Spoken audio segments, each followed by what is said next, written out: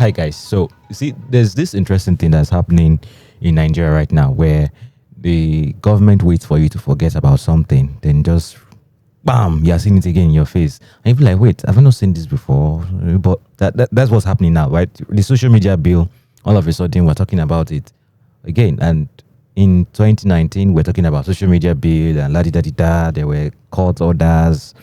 People went to the court to fight, and here we are again talking about the social media bill. So, yeah, and guess who else does things like that, right? Wait for you to forget that they've done something and come back.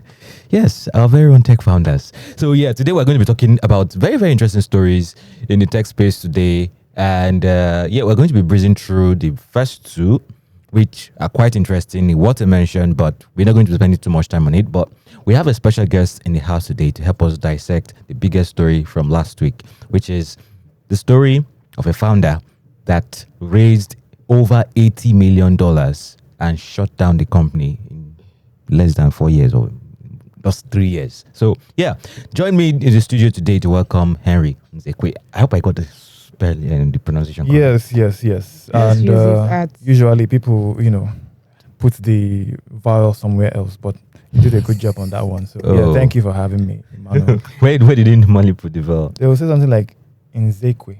Something like that. Oh, Nzekwe. They generally do that, but I'm glad you got it correctly. Good. You're proud of yourself. Yeah, I'm Oluwanifemi Kolawole, though you did not introduce me. Yeah, do better, Emmanuel. So, right. So I'm actually beefing Oluwanifemi. She has been bashing me about the hosting. We've been fighting for hosting rights for the podcast. I have not been fighting with him. I've been taking my right. Which right? To host. The right to host. It's fine. Don't worry. We're not going to jump to. Let's not even drag this too much. All the man can do, you know what they say. Okay, so let me invite you come. No. Some things happen behind the scenes. Oh, you're not aware of. I'm not aware of. Yes. Right. People, please know your friends and know people that wish you well. Okay, yeah. So Henry works with WeTracker, a Pan-African media company, and they've been publishing lots of stories in tech space, and we said, okay, wait, let's have a change. Let's bring in some external people today. And before we talk, you broke the story for Dash, yes? Yeah, you could say that. Yeah, I did. Yeah, He's so trying to be humble. Well, a little modesty doesn't hurt, but yeah. It was an interesting story that everybody has been talking about, and before we head into Dash, let's talk about South Africa. So a few years ago, the NCC in Nigeria said everybody should go and register their SIM. One of the biggest telcos in Nigeria got a 1 billion naira fine. And this time around, something else is happening. Are you the one taking it or am I taking it? I should mention it's just like the first thing that came to my mind was like, why are we still talking about issues like this in 2023? South Africa is reviewing or amending its SIM registration law to say that to make sure that everybody that registers for a SIM have their identity intact. Like, so they're trying to like fix a loophole that criminals have seen in the law that allows anybody to just register as many SIMs as possible. So now this is going to like put a limit or a cap to the number of SIMs a person can have or registered in their names. And I'm like, okay, so what if they find a loophole again? Yeah. What if there are no loopholes in the law? What if there are loopholes with the telecommunication companies? What do they want to do about that? So I just feel that there's a loophole. They're just targeting the wrong thing. So what do you think they should be doing? African countries should just focus on fixing their identification.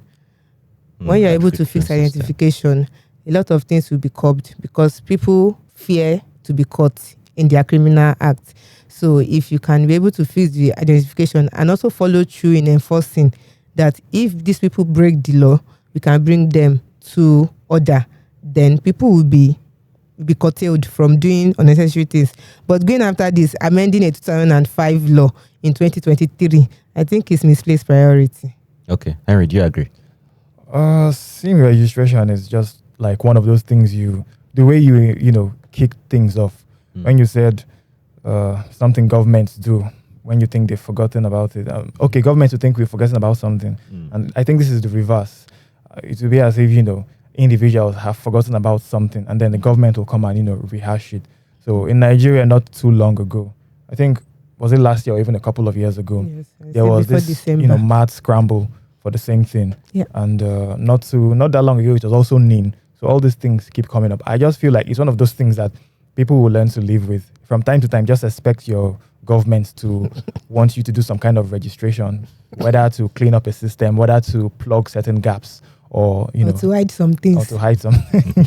instead of Instead of starting fire in a commission, just do that kind of thing. Things will get missing, Yeah. Not from my mouth. Interesting one. So, on the One of those things that I just keep, it's on a rolling basis, basically, at this point. on a rolling basis. On a rolling basis. They just be like, okay. It's time for more SIM registrations. Let's stress these people. Okay, so let me try and play devil's advocate here, and I'm using this to cue in the next story. They said per incident, this whole multiple SIM card issue has led to fraud incidents, and they lose about $920 per incident. And yeah, there's a lot of fraud going on in this space. And it leads me to the second story, which is an OPA story, where the Data Protection Commission in Nigeria is saying they might fine OPA, Meta, and DHL for infringing on the privacy of Nigerians. So OPA, we all heard the story last week now. People who discovered that they had accounts in OPA that they knew nothing about. Meta is targeted behavioral advertising without their consent. That one is very funny because I mean It sounds vague, but it's one of those vague things that you can stretch and still get the person hooked somehow, basically. Will they be able to get them hooked? Well, I feel like it's government. It's what government does. If they want to hook you, they will hook you. And if you want to keep being on their good side, sometimes you just have to bend the knee, so to speak. So. You know what I think? I think this is posturing. okay. Posturing over what? NCDC or NCDC. Okay. Forgive me. NDPC. Well, you know not what you do, man. I think it's posturing because we understand the fact that, for one, Africans really care about their privacy. We read privacy terms and conditions before they accept them. Who cares who they submit? As in, like, when you go online and you see some people ask questions and you know that these people are clearly going to use it for phishing, and you still see people bringing their details under those comments, you know that they don't care. So one of my reporters fell for this, and yeah, she knows who I'm talking about. She knows who I'm talking about. So coming now and saying, "Okay, these things." If you want to go ahead and the kind of buzz OPE created online last week, you know that people were confused. One, they needed answers. You get. So if you wanted to go ahead and investigate this, you should have gone ahead and investigate it. Which one is we are going to investigate? Well, it's news. It's news, right? It's the news cycle. So, I understand the point you're making, and to a certain extent, I agree about the average person not being particularly fussy about all this data stuff. Like you said, who reads all these terms of service and terms of conditions and whatnot. But somebody still has to play watchdog, because eventually things tend to, just go astray, and you need to hold someone accountable. So the watchdog has a role to play, even though, as you said, the timing of this one just feels a little, a little convenient. A little convenient. And it's basically like, after all the buzz in the past week around OPay, somebody thought, it's time to earn my pay. So exactly. let's just, there is the NCB. I don't care. Don't tell me how to pronounce it. So what you just said just reminded me of NIDA 2019. They said they're investigating Truecaller for data privacy. There's always activity. You need to show working. Right? If you are an organization like that, you need to show why you exist. So from time to time, you just figure out where something is going awry, and then you put out a statement or something. Sorry, one thing. Don't do your hand like this. Normal, you're supposed to ask me questions. So can you talk, please? Thank I'll you. Talk. Finish laughing. So I was going to say something like, you know what came to my mind was the article Jude wrote on Techpoint talking about how startups have to pay a lot of money to change people's attitude. Like, I just realized that governments really do that kind of thing. They know that the issue we have is a attitude issue, it's an attitude problem, is a like conditioning problem. So I don't see government spending money to change people's notion. Especially if you want to address an issue like privacy like this, what you should do is to pay attention to orientation, getting people to be aware of their privacy. Then it will make your work easy. So yes, I admit that it is positioning and news cycle. Well, we do hope that maybe at the end of the day, this will not be another one of those things that people will just forget about whenever it's convenient again to dig it up. And so I'm like, that's if they are going to take action, they should follow it through and bring about recommendations or any kind of solutions that will actually set things right. So that if they're trying to protect us, they should go the entire hall and do it. So, yeah. Okay, so I know we've been bashing government here, and so there's something that I also need to take into consideration is the fact that sometimes some of this orientation that we think is not going on is actually going on. So, for example, how many of us listen to the radio? How many of us read newspapers? They should meet me where I am. But they also do meet you where you are. They post on their social medias. Like every single time there's a phishing attack or whatever, leader posts in terms of awareness. Media. I've seen it. They do stuff like that. Especially I don't know. I don't know. I don't know if you can say that is enough. But you're not spending money. Like, you're trying to change me, and you should spend money. And I almost feel like they also do like physical orientation, like something bringing people. I don't know. But let's not bash them too much. We know they should do some kind of. I should extend grace. Give them grace to the government. Grace. I'm not usually a government evangelist. Yeah, I believe you. But I agree. Yeah, in the spirit of extending grace, here's the story that people have been talking about, but I don't know if it's going to grace is off the table as we go into this conversation. Yeah, so this is a no holds barred conversation. I'm going to be blunt. And let's move on. So last week we had the story of Dash. So Henry, can you give us the lowdown of Dash? Okay. Dash is or was a financial technology company that wanted to change the entire dynamic of mobile money, and then sort of bring a kind of concordance or connect it with the banking system across different countries. It's basically something that wanted to be an app for everything you need everywhere you go. Whether you're transacting with mobile money or bank as you're switching countries on the continent. So it started off, and then we didn't hear much of Dash, honestly, until the seed round that was announced last year. I think it was $32.8 million. That was like a record. It was huge for an African startup at that point in time. So people took notice, and people were like, whoa, let's pay attention to this company. And honestly, something, a little odd happened a few weeks after that announcement, when suddenly news got out that the Bank of Ghana, was sort of clamping down on Dash and trying to, basically told them to cease operations because they were operating without the appropriate licenses. And it was just, I don't know if it was up to 2 weeks after the announcement of that seed round. So when I first saw that news, in fact, I was like, this will not be accurate. Maybe there is, maybe this is just sensationalism. Maybe there's something that we don't know. So I tried my possible best to get to the bottom of that matter, but it's proved futile. So for all we know, Dash was a company that was doing quite well until it emerged that that wasn't the case. And a lot of things have since, come to light since then.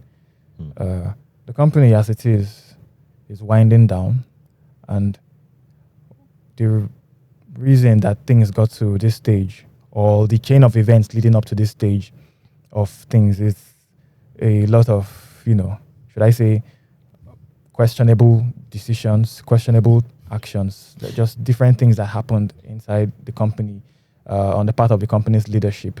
And to this moment, we don't know if some of the alleged allegations basically are, enough to actually get the founder brought to book, because from my conversations with people, nobody knows of any legal matter around the whole subject at this point in time. But there is confirmation that there was malfeasance at the heart of the issue, and it, was orchestrated by the founder and certain members of his leadership. So let me just interject there. Can you give us like the malfeasances, if permit me, if I can use that word, please? Precious, don't come for me. But yeah, Precious is our copy editor. So yeah, can you give me in bullet points? Like, what exactly were they doing? Like, just list them out. Okay. When suggestions of this first emerged, and the founder of Dash, Prince Bonpong, was suspended, the board of the company called an audit, and that audit would eventually reveal, certain things. And some of the things revealed were that the company's, numbers, the numbers that touted the company's impressive growth, were not really as it seemed. Dash was said to be making, millions of dollars in revenue. Transactions processed had crossed $1 billion according to the company. Its user base that crossed 3 million into 4 million territory, according to what was reported to the media over a period. And it was found that those numbers were false, basically, and they did not have those numbers as they claimed.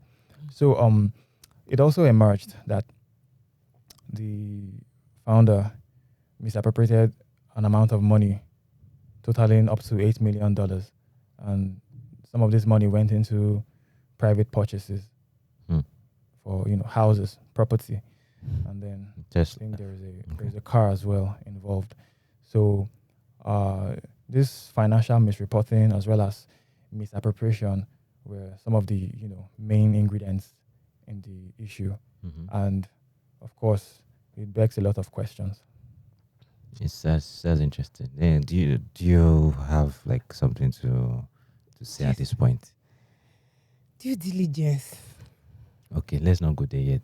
No, I think we should talk about it sincerely. Like now, have we heard the full story? Like, have we heard the full gist? I want to know before we move to due diligence.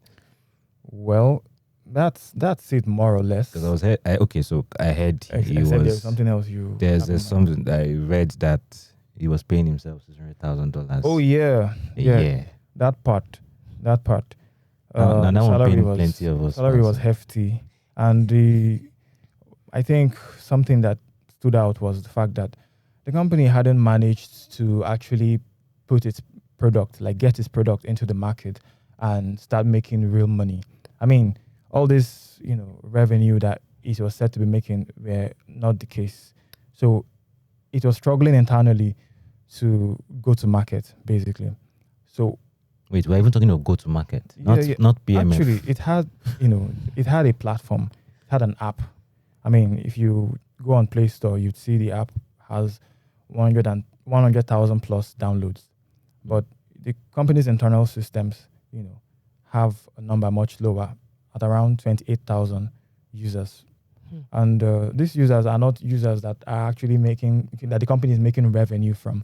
They are just users. But the product itself had, issues that were being ironed out. There were teams in several countries, from the USA to Ghana, Nigeria, Kenya, globally South Africa. So all these teams were in several places. The number of employees at its peak was well over 100. And it's just, I don't know if it's good practice, but I don't think it's good practice to have a team that large, to be that bloated so early. When you're not even when the company isn't yet making money. And then the salaries too, hiring all this quality talent from so many different places. You have to compete, and competition means you have to make good offers. So there was a salary, bloat at the company. And I don't know how, eventually all the money ran out so soon, because the company in its... It's obvious. Why will it not yeah. run out? You're not making money. Yeah, it's really fast. The burn was really fast. And over its lifetime, it raised over $80 million. And it is, most unfortunate that at the end of the day, the investors who trusted the company, who believed in the vision, will, just have to count their losses. Although there are question marks around whether the investors did their homework enough, or whether they were just driven to the next. So back to the famous point about due diligence. I think that's the main trust. Yeah. So I think I will not say I won't tell investors how to handle their businesses, but I would just say that they should look beyond the charisma, how those people, the founders impress them, or so-called track record that the founders have. They should look beyond that and look at what they hold as values. You get, like, some of us grew up to not spend other people's money until they give us the money, right? It starts from something as basic as that. Those are values that make you to say that investors' money is not my money. Investors' money, raising money is not spending money. Raising money is to make money. So looking at those values that those people would, how they manage, have they ever even tasted having money before to start with? Because when you have got it to that stage and you just receive one big money like this, the money will confuse you and the money will tell you this is how you should spend me, instead of you control the money how you should spend it. So I think we should go beyond just looking at the charisma that this person has, how the person has been able to pitch what they are building, how they've been able to sell that dream to you, and go beyond that. There's this thing that I noticed with investors. When something like this happens, this is not just a statistic of 9 out of 10 startups fail. This is not the regular statistics of 9 out of 10 startups fail. This is like... I see your point. It's not that you get. So in this case, investors themselves are looking at themselves and like, no, this is terrible. So in this case like this, when you were talking about no legal things surrounding it, investors are the ones that are supposed to take that kind of step, but they will not, because it's put like a stigma on them, like why will you put this much money and this kind of thing happen, you get. So I just feel that I think so. I don't know who tweeted it, one of the founders, one of the OGs in the Nigerian tech ecosystem, that said going forward raising fund will be like you are going for colonoscopy or I don't know, maybe teeth removal, because they will tell you open wide. Root canal. Root canal, yeah. So you are going to open wide. They are going to look deep because, well, there's no money in the investment market to start with. So we're not going to put our money where you will lavish it. And it's recurring. This kind of thing is recurring and it's putting a bad stain on the investment side. So I hope we just fix up. And I hope media will stop celebrating fundraise. You publish fundraise at Techpoint. No, it's starting. Well, I know fundraise. Maybe it's unpopular at the moment. Announcing it, celebrating it, but I have to point out that fundraise is an important milestone on the venture journey. It's an important milestone, and it's a good thing you said media, fundraise and all that stuff, because. Yeah, it's media's duty to highlight what's going on, and fundraise can be what's going on, but also, egregious behavior can also be what's going on. So media is there to bear witness.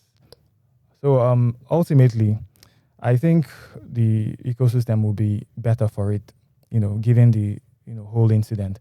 Although it's very unfortunate, I do believe that for the most part, the investment community does a thorough job of due diligence, but over the past year or two, there was just a period of, should I say, irresponsible investing on to a certain degree. It's almost like it became gambling at the point. You don't want to miss this ship. You want to get in early and FOMO. That kind of thing. And then the African tech ecosystem is quite promising, and there's potential for people who get early ins to actually make huge returns in the long run. So I don't know how, silver-tongued Prince Bompog was, but he did, sell a vision that investors bought into. And I'm sure at certain points in time, there was maybe an inkling or an actual plan on ground to follow through with it. But it's just really, you just can't ignore the fact that so many things went wrong, and it's not and it's not accidental. It's not something that just happened that you had no control over. These were, just some very, very questionable actions that he took, and the company is unfortunately going under because of it. So ultimately, this whole thing is a correction that has been due for some time, and it will it's not necessarily a stain on the entire ecosystem or a blight. It will just make us return to doing things the way it should be done. So that's what I believe. So here is my underlying issue with all of this. Okay, let's hear you. This guy, you remember my intro? This guy, Okay. mark my words, in a few years' time, he's going to raise money for another fund. They will say he has learned his lesson. You don't believe in second chances. This is a No, second it's not chance. about Actually. second chances. No. This is a second startup actually. Oh yeah, so third chances. Yeah, third chances, right? And his co-founder from his first startup was also involved in another issue. Oh, that's a different matter altogether. But Yeah, you it's- get what I'm saying. Yes, it's a little so on we the should nose, look at so, yeah. the values of the founder. I know you separate the business from the founder, but sometimes you just have to look Really. into So it. what Yeah. if he comes back and say he has learned? Because so the same thing happened with Health Lane. Health Lane, actually, before Health Lane, there was Gifted Mom. Gifted Mom went the way Health Lane went. He came back and said he has learned his lesson. So I'm not As the one that have will tell invest- the investors how to do their have business. investors learned their lesson, or are they going to, if this guy comes with another startup We found it. and he learns his lesson, I'm going to feel bad about I don't believe there is anybody that sets out to become a venture capitalist that just sets out to throw money away to start with. So it's the onus is on, the people with the money to actually make sure that where their money is going to, they can, rest easy that this is a bet that they should be making.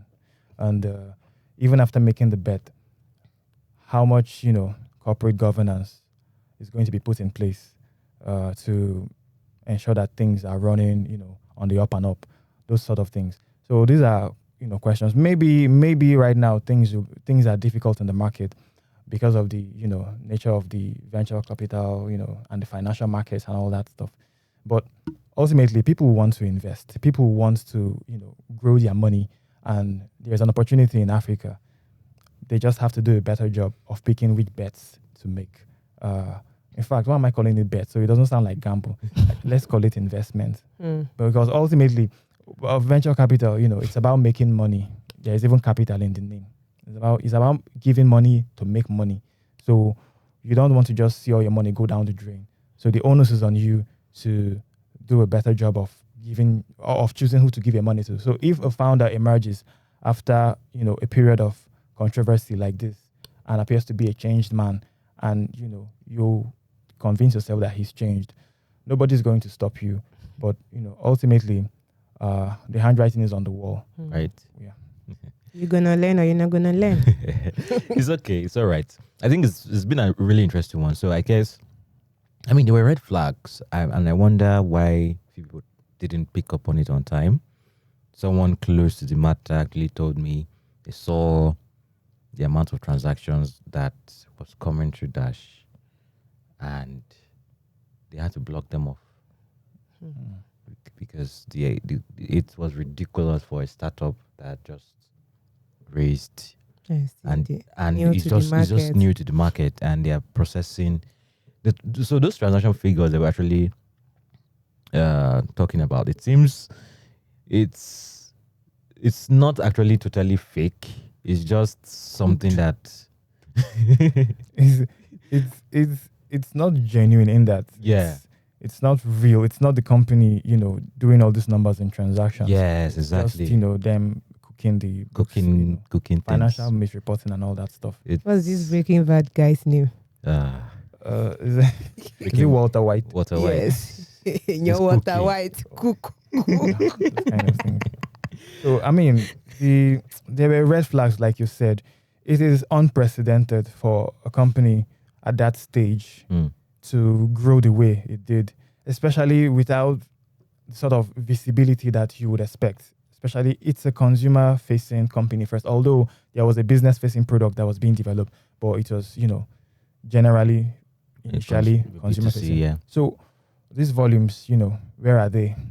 Why do people using maybe it? maybe this is one of those cases where you're like, this one could have been found out. Like it could have been easy to spot this. Any small amount of due diligence should have brought it out. But I don't know how it played out ultimately on the inside. But it's the world of investing. Is it possible that someone who was in early, knew about the whole thing and wanted to get out? Of course, they need to hand it over to somebody else. Yeah. If you're I don't know. You have to but convince other all these things investors are- to put their money in so that at least. yeah, it's not like, I mean, it may have become a game of musical chairs where you come in and see that it's a house of cards, but then if you scream loud, you might end up ruining your own investments too. So you're like, maybe of course this is all speculation. Yeah. I don't know, but it's possible that this is how the company actually managed to carry on with the deception for as long as it did. Yeah, that's quite an interesting one. So, yeah, thank you, Harry, for that insightful perspective. And like I said, we should see. Me as well. Yeah, you're welcome. So I think, I like Nifemi and Henry have said, I think we should see more due diligence in investments and startups.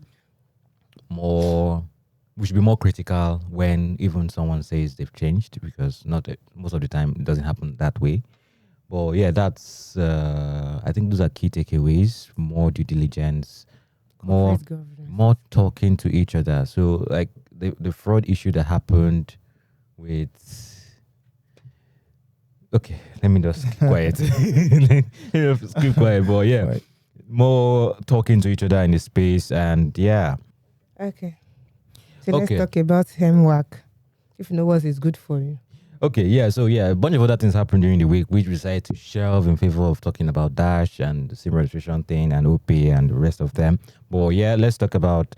Let me just give them a mention. Nigeria wants to acquire another satellite because the one they had. Move on. Okay. Global launches the carrier's pledge, whatever that means.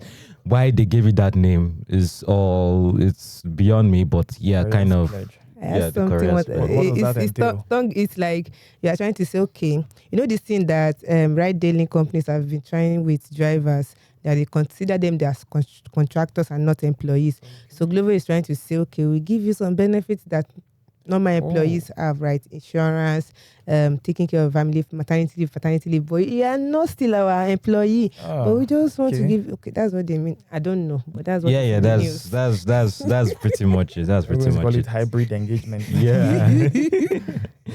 Then Kenya is Wow. refusing to allow boats to renew its license. Kenya and licensing issues are like this, but it's fine. Showing everybody. What? Well, all these things. Yeah, South Africa's okay. Let me skip that. So let's talk about Speech Friday. I pointed to you and then you Yeah. talk now. Let's talk about So, Speech Friday. I thought people were going to talk about your event. Yeah, We're yeah, getting there. We're getting there. Yeah, we're Okay. getting there. If you Yeah, know what is good for him, we get there. she's agitated. You thought I was about to cue in, right? No, you were talking about Pitch Friday. Come and pitch your startup. Come and learn from people, founders who are just building, very, very super early stage founders who are still trying to go to the market and have not raised $80 million. They are trying to actually do stuff, and they're looking for feedback from investors, from customers, from legal, from a bunch of so it's a very, very, very close-knit community. It's tied to the Equity Merchants newsletter and the series and the podcast. And yeah, it's holding a Zone Tech Park on Friday Friday 3 p.m. At Zone Tech Park at Bagada in Lagos. We can also join in online if you prefer to stream. You can join in on YouTube, ask your Techpoint questions. Africa. Yeah, YouTube Techpoint Africa channel. YouTube channel. And don't forget to subscribe to all our newsletters, FinTech Today, Workaholic, and of course, Equity Merchants. Now, finally, let's talk about Yeah, we're heading towards 200 episode of TAP, Techpoint Africa Podcast. Hey, this 200. our host is trying me. I'm patient. Yeah, shouts out to all our loyal listeners and watchers and viewers. And let's talk about the workplace event. For you. The Modern Workplace Africa Conference is coming. It's almost here. I'm excited. I'm excited. You can see it on my face here. It will be holding on the 21st of October in a few days, say 8 or 9 days away. And we're working day and night to make sure you have a good experience. And if you've not registered, how do you want to experience the experience? Just tell me. So go to modernworkplaceafrica.com and register. There are dedicated stages for HR professionals and executives. Those tickets, you can get them also by going to modernworkplaceafrica.com and register. I can tell you, tell people you heard from me. We have like a very solid list of speakers that are coming there, right? The general stage is going to be, filled with insight.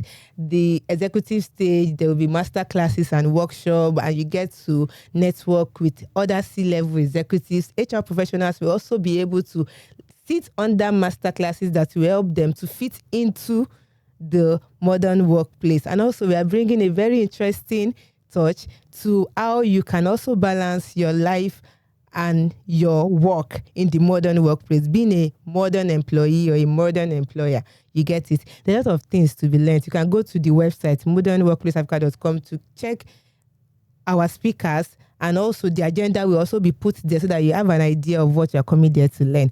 If you've not bought your ticket, do you want me to lose my job? Is there something for, has that been concluded?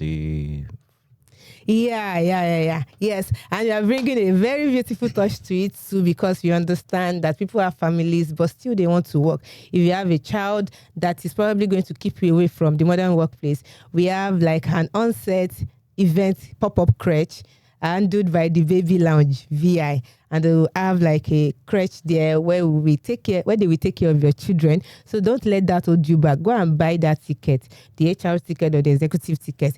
Pay for it, and you will have a nice time at the event.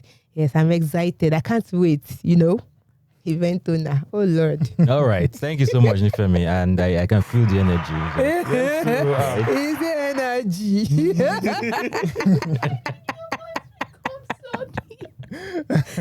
I'm not always like this. I'm too Okay, it's fine. That's the feeling when the modern workplace event is drawing close. It's drawing close, right? That's the feeling. She's excited. Yes, I am. Thank you very much. All right. So, guys, thank you so much for joining us. Don't forget to like, subscribe, share. And anywhere you're watching this and anywhere you're listening to it, YouTube, Instagram, TikTok, Twitter, LinkedIn. Then for our audio listeners, Bolu is not here. You can find us on Google Podcast, Apple Podcast, Spotify, iHeartRadio, and everywhere. Oh shit! I thought I got it. You're not Bolu, don't everywhere, and everywhere else you get your podcast. All right, people. Bye bye. In 2 pieces. Bye, everyone. Yeah, thank you.